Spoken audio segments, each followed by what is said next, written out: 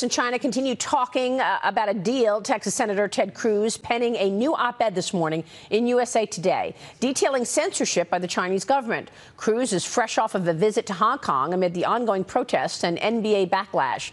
Cruz in his op-ed this morning writes this: "For too long, China has been allowed to carry out its tyrannical actions in the dark of night. The Chinese Communist Party has used coercion and blackmail to buy silence, not just from the NBA, which receives billions of dollars from the country, but also from industry empires like Apple and Google and Nike." Joining me right now in a Fox Business exclusive, live from Capitol Hill, in his first interview since his Asia tour concluded, is Senate Judiciary Committee member, Texas Senator Ted Cruz. And Senator, it's always a pleasure to see you. Thanks so much for being here this morning. Good morning, Maria. It's good to be with you. Look, I love this op-ed, and I love the fact that you began the piece talking about Jackie Robinson, the great Jackie Robinson. Tell us about it. Well, sure. You look, when Jackie Robinson integrated Major League Baseball, I mean, he wasn't simply playing a game. He was changing culture. He was changing society. He was breaking down barriers. And sports have enabled people to do that. Our leagues, a league like the NBA, is a global league. They have power. They have prestige. And it's why seeing what happened in the last couple of weeks was so dismaying. I mean, it all started from a simple tweet from Daryl Morey, the general manager of the Houston Rockets, where he said, "Stand for freedom, stand with Hong Kong." A benign tweet that virtually every American, that freedom-loving people across the world agree with. And China lost their mind. They immediately responded by banning the Houston Rockets from television in China, banning them from internet broadcast in China, stripping their sponsorships, and demanding that the NBA take action. And I'll tell you, it was sad. The NBA responded with this groveling apology. Not only that, Nike pulled down all the Rockets products from their outlets in China, and it isn't right that U.S. companies, and in particular that a global sports league, should be able to be dragooned into being censors for the Chinese communists. They are afraid of free speech, and unfortunately, too many American companies are willing to help them be insulated from free speech. Well, I mean, what are the broader implications of this, Senator? Because I agree that for far too long, American companies have been more interested in getting their products in front of 1.4 billion people in China, making money on those people, regardless of what's going on. They've got facial recognition. They're tracking all their citizens and then coming up with a score at the end of the year. And if they don't like the way you've lived, like maybe you smoke, maybe you do something that they don't like, then you'll get a demerit, and you will maybe not be able to get on a train, not be able to travel. So all these companies were so willing to get their product in front of the 1.4 billion people, they forgot to protect it. They forgot about all of the human abuses. Well, I think you're exactly right. And listen, the trade we have with China is important. But, you know, one of the big arguments when we opened up that trade to begin with was China, is we said, well, if we engage in commerce with China, we'll export our values. We'll bring the values of freedom and democracy to China. We need to make sure that we're not importing their values, the values of censorship and totalitarianism.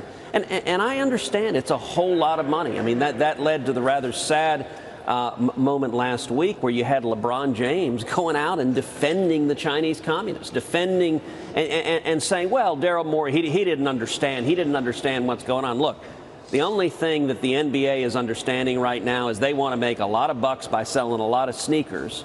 But you know, China routinely tortures and murders its citizens. There are hundreds of thousands, nearly 1 million Uyghurs, Muslims in China, who are imprisoned in concentration camps. You look at what they're doing to Tibet. And by the way, China won't even allow you to say the word Tibet. They're so terrified of the people in Tibet who want freedom. You know, it's so bad that the movie Doctor Strange, they changed the ancient one, which in the comic book is Tibetan.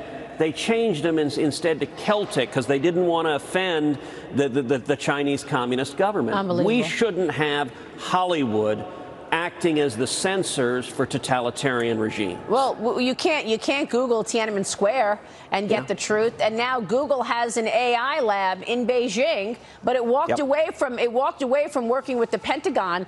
All of the things you just mentioned is the reason that I keep bringing up this quote that Xi Jinping made last month when he was with the Prime Minister of Nepal, and he said, "Any attempt to split China will end in crushed bodies and shattered bones." I mean, this is the president of China. He's telling you who he is. The president has changed the conversation on this situation. You're just back from Hong Kong and saw things firsthand. Tell us what's going on in Hong Kong, because we had Jimmy Lai on a number of times, activist, dissident from China, and he says that everything changed in Hong Kong when Xi Jinping got to power, and it was clear that he was dictator for life. What did you see while on the ground? Well, Jimmy Lai is terrific. He was one of the folks I met with, and as you noted, I was on an Asia Pacific tour where I went to Japan, I went to Taiwan, I went to India, and then I went to Hong Kong. And the entire trip started out by going to Pearl Harbor and meeting with the Indo-Pacific Command and the Pacific Fleet. Started with a military briefing on the military threats posed by China, which are massive and growing. They are investing enormous amounts in modernizing the military. By the way, they're doing it in significant part with intellectual property they've stolen by us, because it's a state policy to steal intellectual property. And in traveling to each of those countries, that was really envisioned as a friends and allies tour. Each of those are countries we have strong alliances with, and each of them are dealing very directly with Chinese increased military aggressiveness, economic aggressiveness. Hong Kong in particular, what's happening in Hong Kong is incredible. I mean, we've seen over 2 million people come to the streets protesting for freedom, protesting for democracy, and it's amazing to see them holding up quotes from the American founding fathers. I mean, the people of Hong Kong, they've enjoyed economic prosperity when they were part of Great Britain, and when they returned to China, China entered an international treaty commitment to protect their autonomy, to protect their political rights, and right now the Chinese government is trying to stomp them underfoot. And I'll tell you, everyone else in the region is watching very carefully what happens in China. The folks in Taiwan are very nervous about what happens in Hong Kong, because if they can do it there, they're going to keep trying to do it elsewhere as well. And that was the whole point of Hong Kong and this experiment to, Hong Kongers thought, well, maybe we can convince China that freedom works, that democracy works, to become a vibrant place to do business. And for a long time, Hong Kong has been seen as this vibrant hub for international business. I don't know that I see it that way anymore, given China's authoritarian hand. Do you? And I want you to talk to us about what you want Congress to do, because you're calling on Congress to pass the Hong Kong Human Rights and Democracy Act and for it to be signed into law by President Trump. We lost IFB. Senator Cruz, are you with us? The congressional moves are going to be so important in terms of what happens next and how tough America can be versus China in this trade deal. So what I want to hear from Senator Cruz is what he would like to see in terms of a potential deal. Tell me, Senator, what you want Congress to do, and then what you want a deal to look like with President Trump. Well, with regard to a trade deal, I hope we get a trade deal. I hope it's a good trade deal. If you look at trade, China has long been very unfair in how they treat the United States. Every year, China exports to the U.S. about $500 billion worth of goods. At the same time, every year, we export to them about $100 billion of goods. So it's a 5-to-1 differential. And the reason for this is they have a myriad of non-tariff barriers. It's incredibly difficult to sell our goods and services into China. I'll give you an example. Several years ago, I met with the senior leadership of John Deere and was talking about tractors. And they talked about how unbelievably difficult it is to sell a tractor in China, because they have very technical specifications for what the tractor has to do.